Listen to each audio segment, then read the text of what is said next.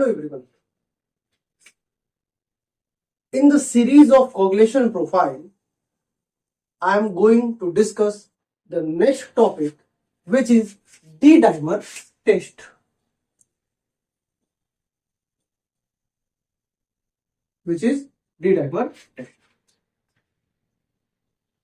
In my previous video, in which I have taught about the coagulation profile, I had mentioned various tests in which D-dimer was one of the most important tests.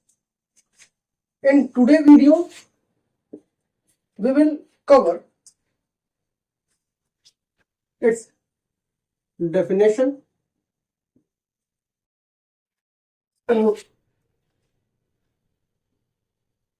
role, what is the role in the clotting, and the clinical importance.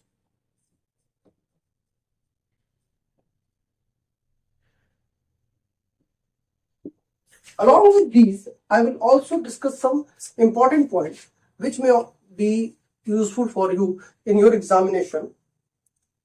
So, let's start. First one is definition. What is D-dimer? Actually, I am discussing it little deep because it is very important topic, not only for those students who are preparing or pursuing lab technology. It is also important for the medicos who are preparing for their PGs or doing MBBS. Okay, so let's discuss it. First topic is, what is D-dimer? Here, D-dimer is a protein. It is a protein. Okay, it is a protein which is released into bloodstream when the clots started to dissolve. Okay, and this process is known as fibrinolysis. Actually, whenever you have any injury or any bleeding, clot is formed. But after some time, this clot starts to degenerate or broken down. This clot, let me complete this sentence. It is a protein which is formed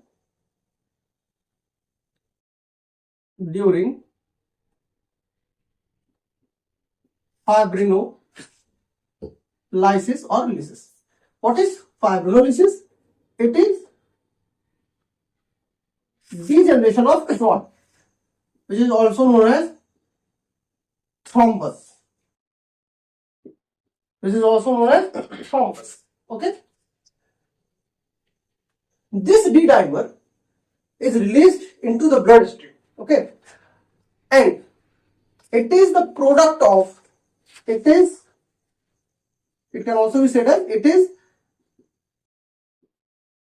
the product of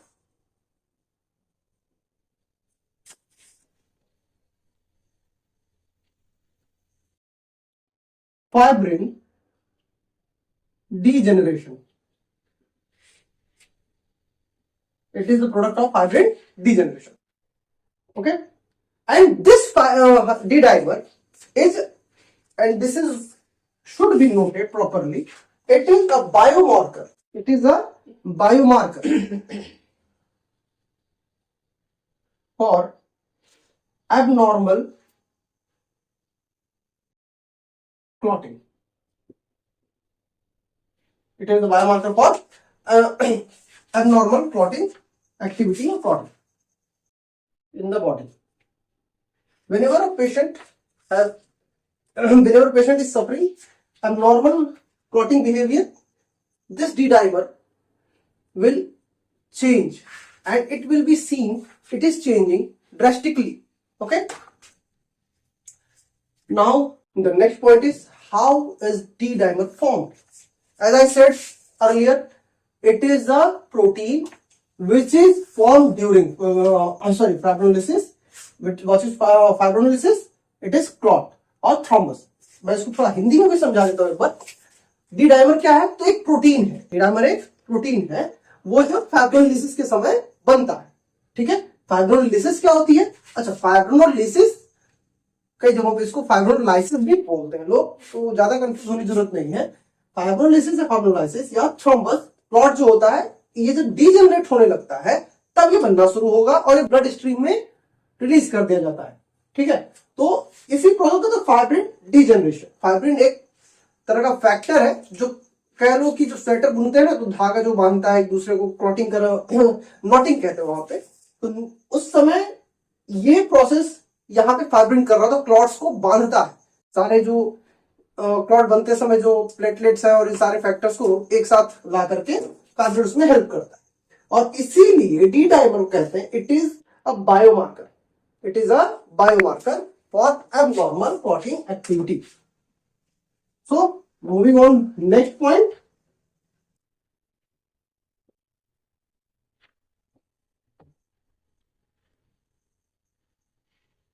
how D dimer is formed. How D dimer is formed. अभी कैसे बनेगा, कब बनेगा, point wise समझ लो। या injury हो जाए, ठीक है, कोई चोट लग गई, ब्लड क्लॉट बना, ठीक है, तो क्लॉट जब बन गया तो क्लॉट को स्टेबलाइज करता है फाइब्रिन, जो कि एक तरह का प्रोटीन है जो मैंने अभी बताया।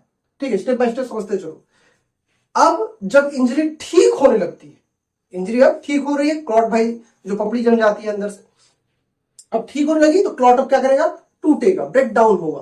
तो जब ये ब्रेक डाउन होगा तो इसी प्रोसेस को कहते हैं फाइब्रोनोलिसिस। अब ये जब फाइब्रोनोलिसिस हो रही है, ठीक है, तो इसी डी डाइमर के जो फ्रेगमेंट्स होते हैं या कंपोनेंट्स होते हैं, ये ब्लड स्ट्रीम में रिलीज कर दिए जाते हैं। तो स्टेप बाय स्टेप समझ लो। पहला स्टेप है इंजरी। पहला क्या है, इंजरी। इंजरी हुई, क्लॉटिंग बन होगी, क्लॉटिंग हो गई, कुछ समय बाद फाइब्रोनोलिसिस होगा। फाइब्रोलिसिस होगा तो डी डाइमर रिलीज हो जाएगा।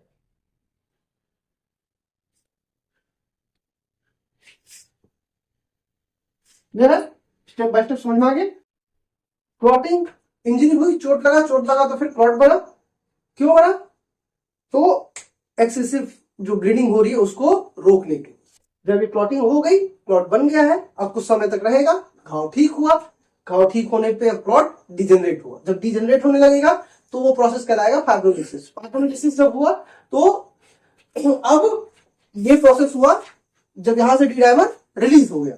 रिलीज होने के बाद ये ब्लड स्ट्रीम में चला गया।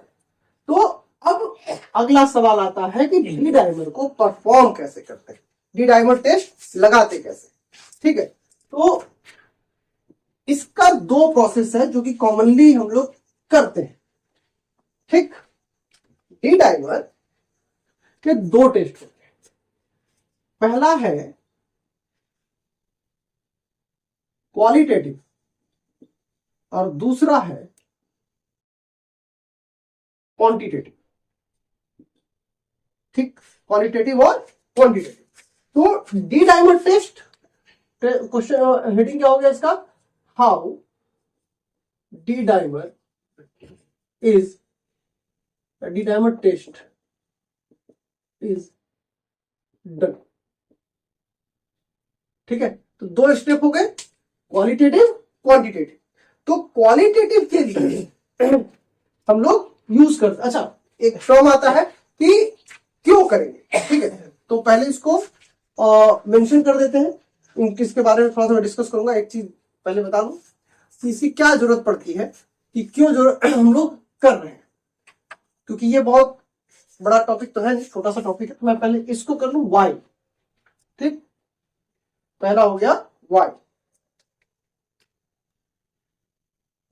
क्यों करें। तो ये जो पहला है कि abnormal to diagnose abnormal blood clotting, abnormal blood clotting. साथ में अब ये क्या करता है कि हम इसको किसमें कॉमनली यूज करते हैं, तो commonly used for DVT, PE and DIC.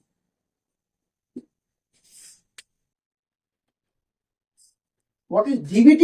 It is deep vein thrombosis. What is PE? Pulmonary embolism. And what is DIC? It is decimated intravascular clotting या coagulation. ठीक है,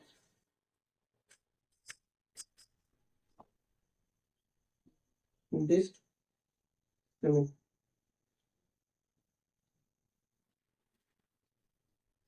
intravascular coagulation.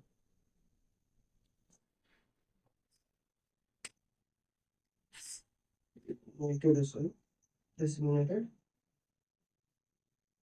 इंट्रावेस्कुलर कोagulation. तो ये तीन चीजें, ठीक है. The topic was why D-dimer test is done here to diagnose abnormal blood clotting and most commonly used for DVT, PE and DIC. DVT, deep vein thrombosis. PE, pulmonary embolism.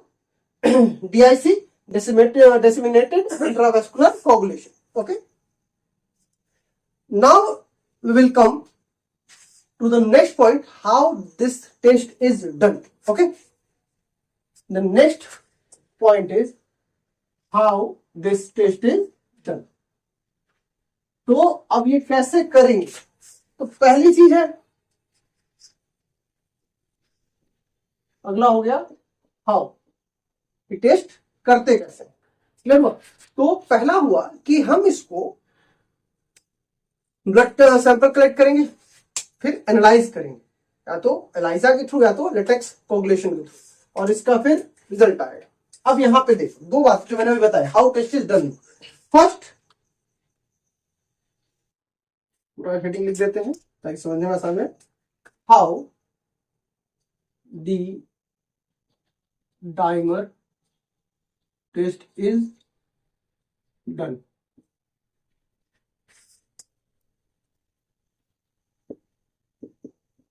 Blood sample collected, फिर इसके बाद analysed.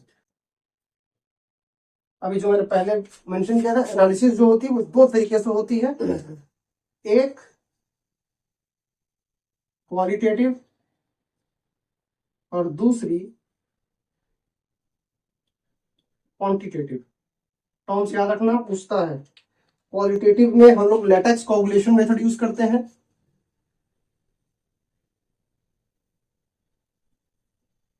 और quantitative में हम लोग ELISA use करते हैं.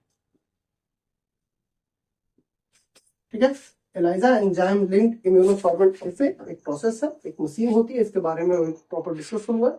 एक इसकी मशीन आती है, और एलाइजा के लिए मैं अलग से पूरा एक वीडियो बनाऊं, क्योंकि वो एक पूरा टॉपिक ही है एलाइजा, तो उसके लिए एक वीडियो बना करके डाल दूंगा, तो आराम से देखते रहना. फिलहाल इतना समझो. तो यहाँ पे ये चीजें हो गई. अब इसमें लेटेक्स कोगुलेशन मेथड जो है ये थोड़ा जल्दी रिजल्ट आता है. ठीक है, बस इसमें यदि पॉजिटिव निगेटिव या कौन कितना रिएजेंट पड़ रहा है उसके हिसाब से, रेशियो के हिसाब से आता है. बट एलाइजा में हम प्रॉपर क्वांटिटी निकाल सकते हैं कि ब्लड के लेवल में क्या है. जैसे अब इसकी नॉर्मल रेंज की बात करें, यहां से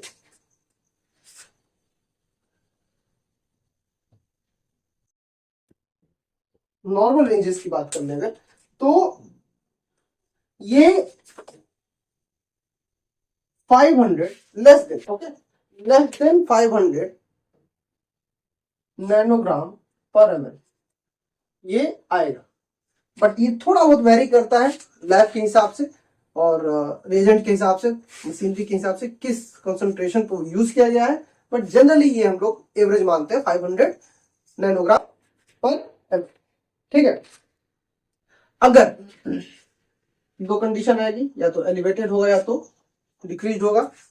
ठीक है, तो डिक्रीज जनरेट नहीं होता, बट एलिवेटेड कंडीशन या फॉल्स पॉजिटिव कंडीशन आती है। अगर एलिवेटेड कंडीशन है तो जो क्लॉटिंग हो रही है वो नॉट कंक्लूसिव है, प्रॉपर तरीके से नहीं हो पा रही है, या फिर बहुत अधिक डिजेनरेट हो रहा है तेजी से। और अगर फॉल्स पॉजिटिव आ रहा है, ये क्वेश्चन में ज्यादातर पूछा गया है कि false positive,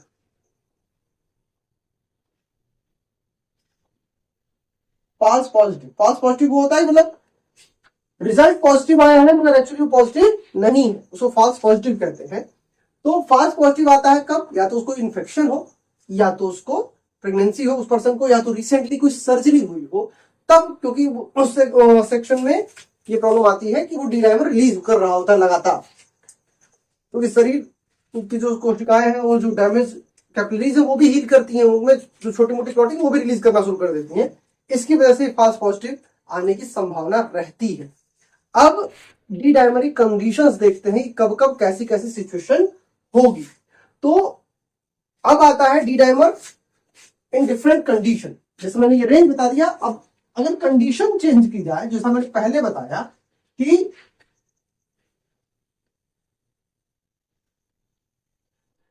D dimer in different conditions, तो अगर किसी पर्सन को डीवीटी पी, ठीक है, इसकी प्रॉब्लम हो या इससे सफर कर रहा हो, तो ये हाईली सेंसिटिव है। ठीक है, यानी डी डाइमर टेस्ट बहुत अच्छी तरह से तो आएगा बट कंफ्यूज रहता है थोड़ा सा अगर दोनों है तो यहां पर हमको कंफर्मेशन के लिए इमेजिंग की जरूरत पड़ती है, अल्ट्रासाउंड, उसके बाद इंटरनल ब्लीडिंग के लिए हम लोग एमआरआई करा सकते हैं, ये सब चीजें जरूरत पड़ जाती है। डीआईसी में ये मॉनिटरिंग के लिए और डायग्नोसिस के लिए यूज किया जाता है। कोविड 19 में देखा गया था इसको, जब कोविड 19 आया तो डॉक्टर्स ने इसको ट्राई किया, इसको क्लॉटिंग का क्या पैटर्न चल रहा है, तो इन्होंने देखा कि सीवियर इंफेक्शन और क्लॉटिंग रिस्क को इंडिकेट करता है। तो ये कोविड 19 जैसे केसेस में ये बहुत अच्छा यूजफुल रहा है। ठीक है, अब आते हैं इसके एडवांटेजेस और लिमिटेशंस। तो एडवांटेजेस ये है कि ये क्विक है, नॉन इन्वेजिव है, इसके लिए ऑपरेशन नहीं करना पड़ता है। इसको पॉइंट वाइज लिख देता हूं ताकि समझने में आसानी रहे। ठीक, वेट अ सेकंड, इसके पहले वाला पॉइंट भी मैं मेंशन कर दूं ताकि उसको नोट कर सको। D dimer in different conditions, क्या क्या आएगा, तो डीवीटी एंड पल्मोनरी एम्बोलिज्म में it is highly sensitive but imaging is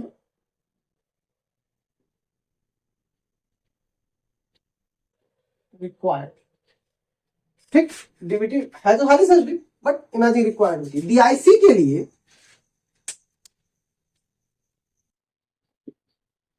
DIC के लिए ये डीआईसी में इसको यूज करते हैं। ठीक है, मॉनिटरिंग और डायग्नोसिस में इसको यूज करते हैं। कोविड 19 में it was a very good marker and indicator. Covid 19 में ये एक इंडिकेटर की तरह कार्य किया था फॉर सीवियर इन्फेक्शन। ठीक है, तो इसका इस्तेमाल हुआ था इसमें, तो इसको नोट कर लेना, काम आता है, कभी कोई पूछता है वाइवा में कभी कोई। ठीक है, अब बात करते हैं कि ये इसके एडवांटेजेस क्या है और लिमिटेशंस क्या है। वाइवा में सबसे ज्यादा पूछा जाता क्वेश्चन, तो इस तरह क्वेश्चन आते हैं किसी टेस्ट के क्या एडवांटेज और क्या उसकी लिमिटेशंस है। तो एडवांटेजेस एंड लिमिटेशंस, इसकी मैं बात करूं तो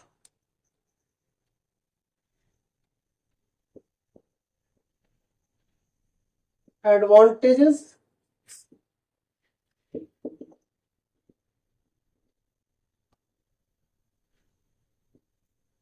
लिमिटेशन। तो एडवांटेजेस में it is quick non invasive, जल्दी होता है, ऑपरेशन करने की जरूरत नहीं पड़ती, ठीक है, and helps to rule out conditions. ये इसके एडवांटेज है। डिसएडवांटेज क्या है? सबसे बड़ी प्रॉब्लम है इट इज नॉन स्पेसिफिक।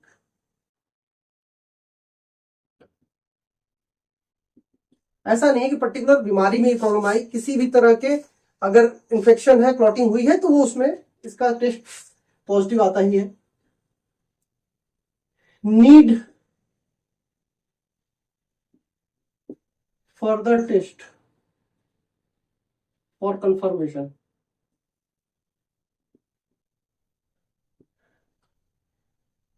ठीक है, कंफर्मेशन के लिए फर्दर टेस्ट की आवश्यकता पड़ती है।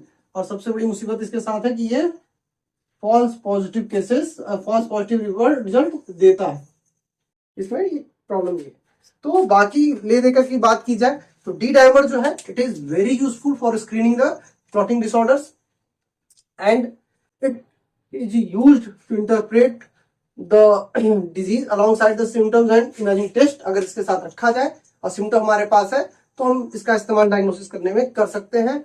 और ये it is also helpful to guide further diagnostics. तो ओवरऑल डी डाइमर टेस्ट जो होता है ये कंबाइंड रूप से बात की जाए तो इट इज यूजफुल। कोई बुरा टेस्ट नहीं है, अच्छा टेस्ट है, किया जा सकता है। और इसमें एक मैंने शब्द यूज किया था एलाइजा, मैं उसके बारे में भी आगे बात करूंगा। अगर इसमें कोई डाउट हो, कोई चीज जो नहीं समझ में आई हो, उस पर एक बार बुक में पढ़ लेना। अगर कुछ रह जाता है तो कमेंट बॉक्स में मेंशन करना, मैं उस पर जरूर रिप्लाई करूंगा। और अपने दोस्तों के साथ कुछ शेयर करो, ज्यादा से ज्यादा लोगों तक पहुंचे। ठीक है, तब तक के लिए बाय।